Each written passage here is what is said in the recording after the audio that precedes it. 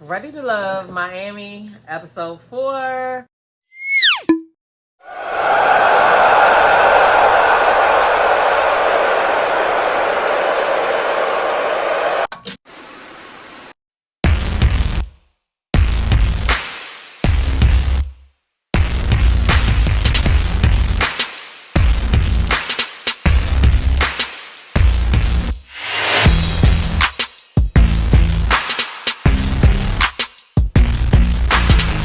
Fine, whatever.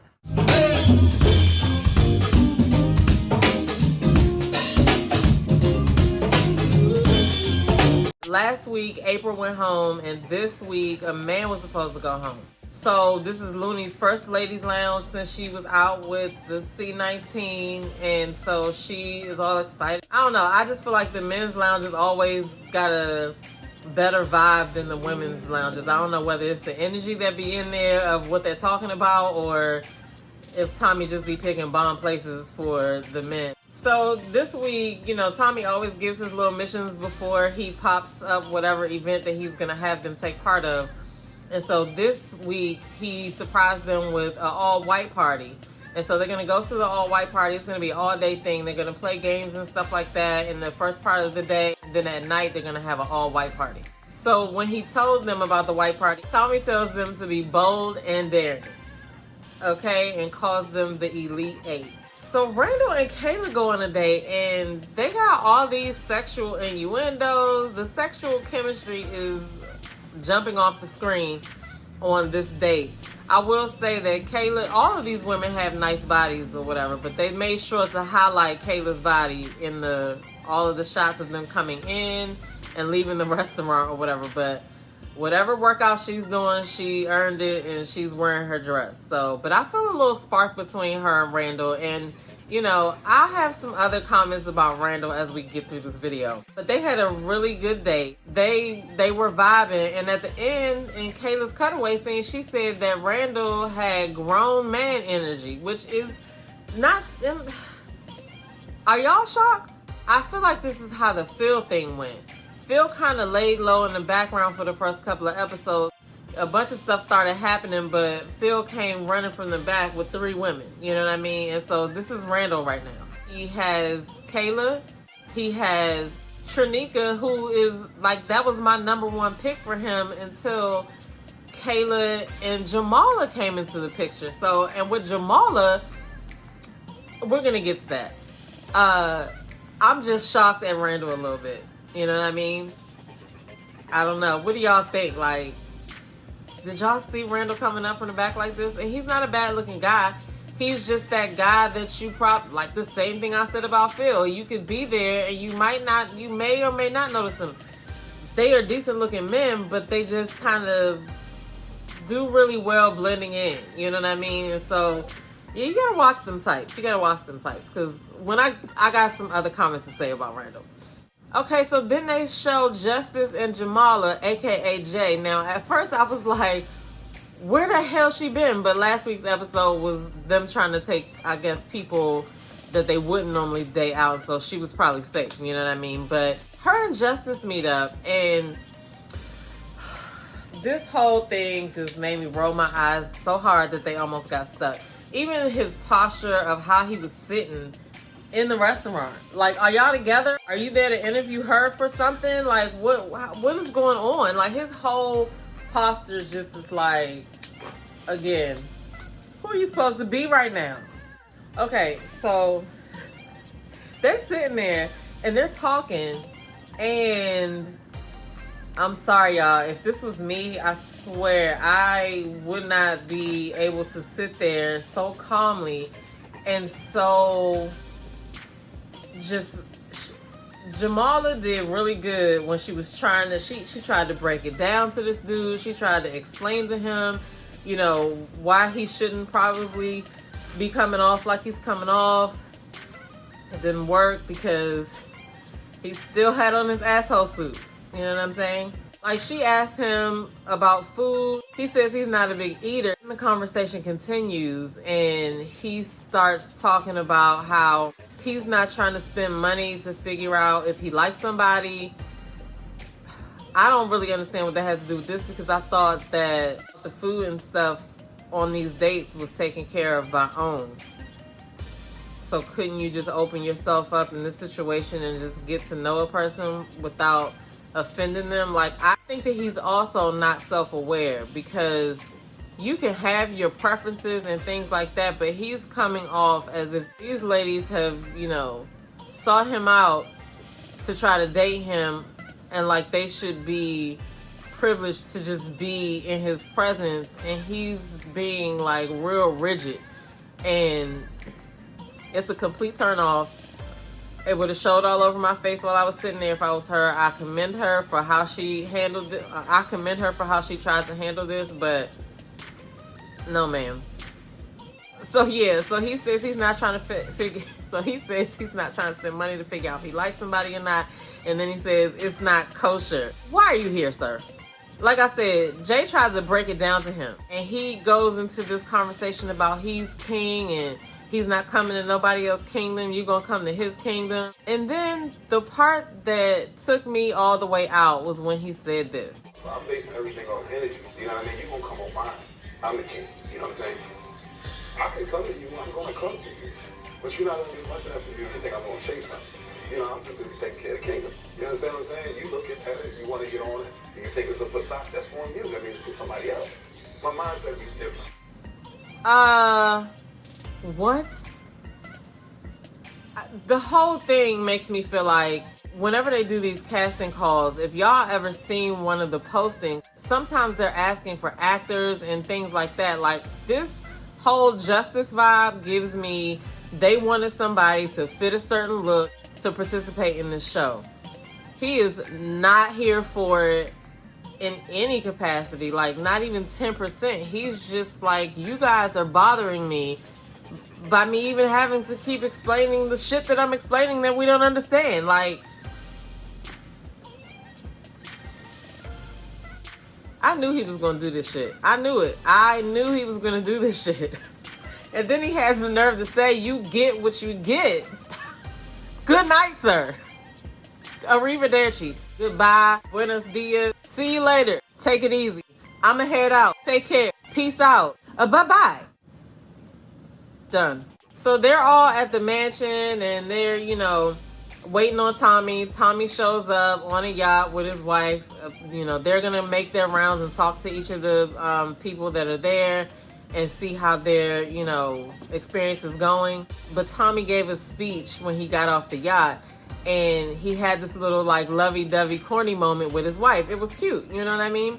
But they showed everybody's face except for Justice. I really wanted to see Justice's face, because I wanted to see if he was like rolling his eyes, or how was he looking at them when they were doing that, because clearly we know he's never going to do anything like that. So how does he feel about Tommy, a man who he respects, right? We think. How did he feel? I wanted to see his face when Tommy was doing that. I really did. I don't know. I was just like, all I gotta say is he is his own self-saboteur, okay? He's well on his way to being that old man in the big-ass house on the lawn in his slippers saying, get off my grass. That's just how I see it. So like I was saying a few minutes ago, Randall also has a connection with Jay, aka Jamala, or Jamala, aka Jay. Now, that conversation that they had was interesting to me, because it seemed like they had a more genuine connection. She even had a nickname for him already. She calls him Rah Rah. But he made a comment saying that, he could smile with the best of them. And he's, basically he making his rounds, he's making connections. But I got the feeling that he really was really into her. So that just kind of changed my outlook on him when I wanted him for Shanika. Like, I still think they make a cute couple, but like, I'm trying to figure out who he's really, really feeling and who he's not. Okay, so like I said, Randall has Kayla, Trinika, and Jamala on his line right now. So then my man Zoe. Sharice talks to Zoe. I don't think Zoe's person's there. But when Sharice was about to go talk to Zoe, they had her audio playing talking about how she thinks he's boring, but she's going to be open to the process. She was saying she thinks he's boring, but she's going to be open-minded.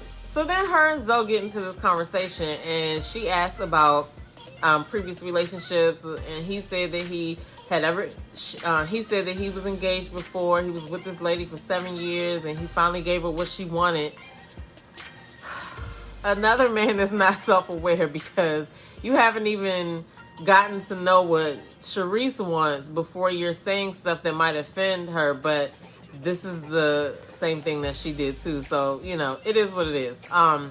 But he starts talking about this 7-year relationship and says he gave her what she wanted.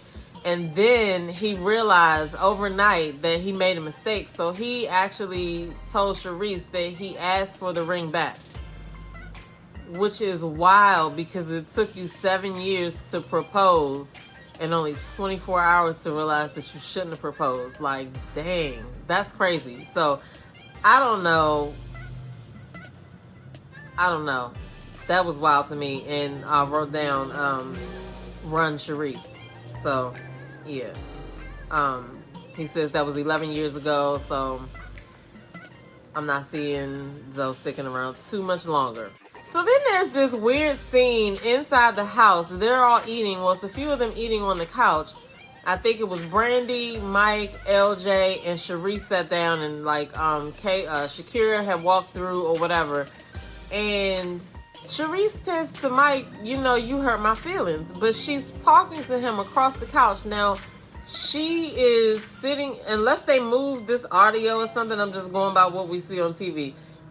This is when she first started talking. She's sitting on one end of the couch, and he's sitting on the other end of the couch right beside Brandy.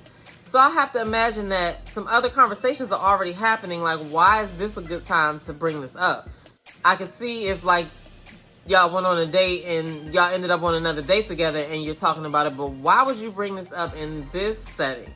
People were looking uncomfortable, and then she eventually went over to him and sat beside him so that they could continue having the conversation. But I just thought the whole thing was weird. Why are you bringing it up now? I did not get that. It just didn't seem natural to me. But Mike does apologize to her, and he says he's a sensitive guy, yada yada. So Tommy and his wife come back out, and they say they're gonna make rounds to talk to people, and it's time for the white party. He says some comment about what color underwear to wear or not to wear. And then Looney says, what about no draws? And then Sharice and somebody else was like, team no draws over here. So I think that it was shocking to me to see women make sexual innuendous jokes like that in front of a person and their wife. But Tommy kind of opened the door when he talked about the draws. So I guess it's a wash right there, because I don't know. I guess it is what it is. You know what I mean? I just wouldn't have said it. But the white party starts. They all look amazing in their white. I noticed that Trinika and Brandy had on the same dress, which is interesting because when I watched Kamisha Review's panel, Keena and Stacey talked about how their clothes, their outfits are cleared by production before they wear them. But they had the same dress on. They were just wearing the top part differently. But everybody looked good. Everybody looked really good. So this is another scene that just had me just sitting here shaking my head like, what is happening right now?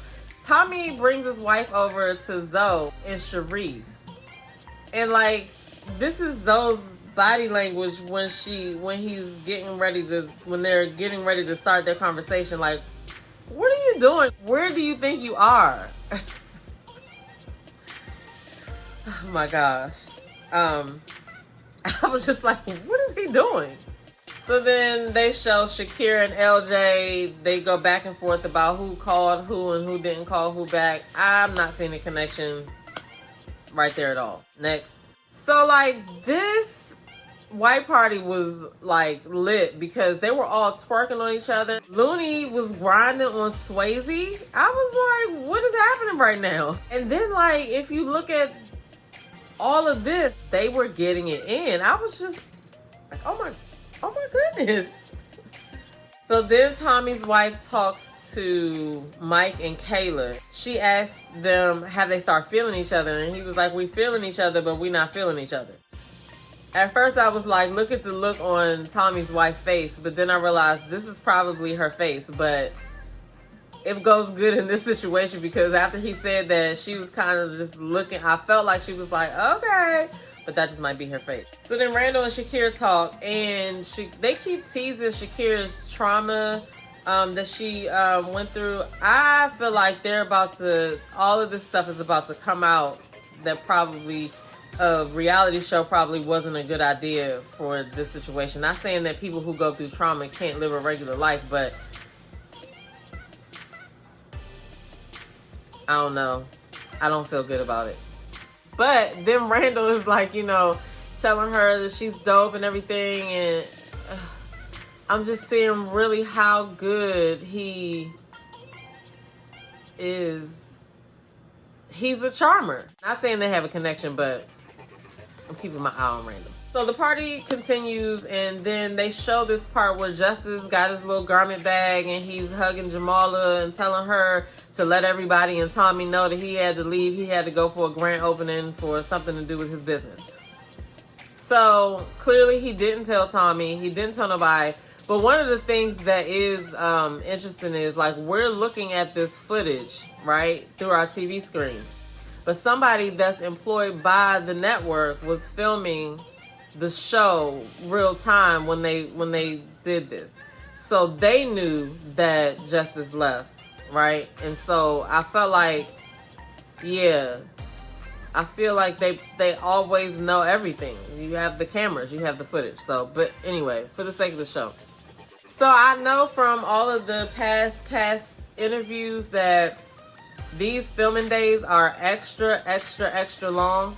And so if you got a job to do and you got somewhere to be, you got to be there. Everybody doesn't have like all day long to be filming and doing whatever it is that they had them doing for long periods of time. So if he was there all day, yeah, I'm not going to knock him for that. What I do knock him for, though, is the communication, because it shouldn't have been something that just came up right then and there. It should have been something that you already, if it's a grand opening, you planned for it, or, so again, who brought Justice there?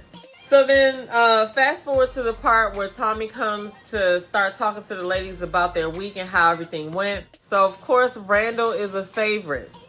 Like I said before, he got Jay, aka Jamala, he got Kayla, and he got Trinika on his line. Of course, Brandy and Kadian say Mike and Swayze. So then they go over who they're not feeling, and a lot of them said, Zoe's name came up a lot for who they weren't feeling. LJ got mentioned a few times too, especially by Shakira.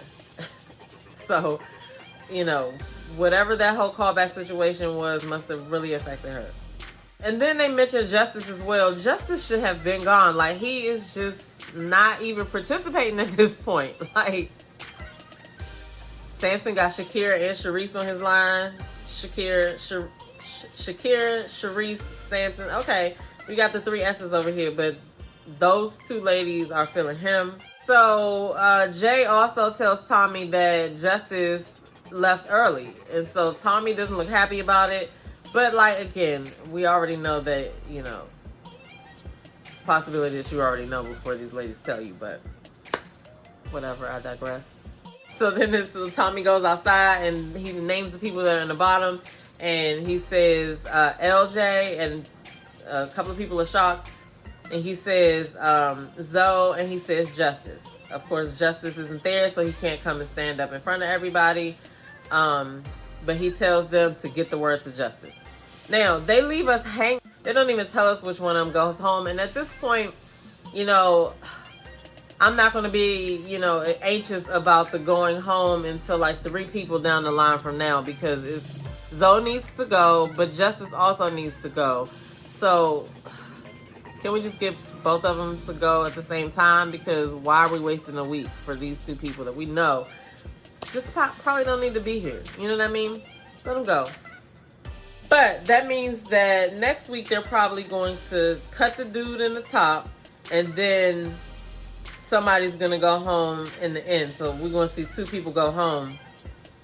But will it be a man and a woman, or will it be 2 men.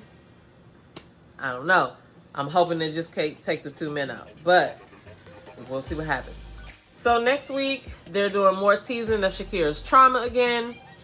And it looks like she's accusing somebody of sharing things that were said in the women's lounge outside of the women's lounge. So if y'all watched this last episode, then y'all know she's talking about Kadian. So more to come on that, because I think that there was some altercation on Instagram or something too. So I don't know, but y'all gotta watch Kamisha reviews for that tea, the extra tea that happens outside of the OWN network, like on Instagram or anything like that. So make sure y'all check out Kamisha reviews. So also in next week's preview, it looks like Zoe had a little moment where he kind of put on an asshole suit. We'll get to see how that plays out next week. So that's all I got for y'all in this video. I don't have any favorites this show. I'm just, you know, kind of waiting to see how this is going to go, because we need to move a few people out of the way. Some people are just taking up space right now. So, hit that like button.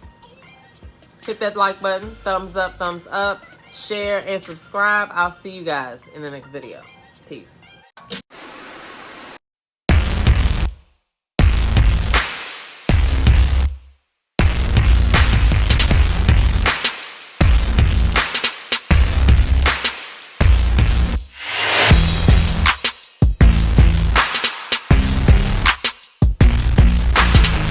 Fine, whatever.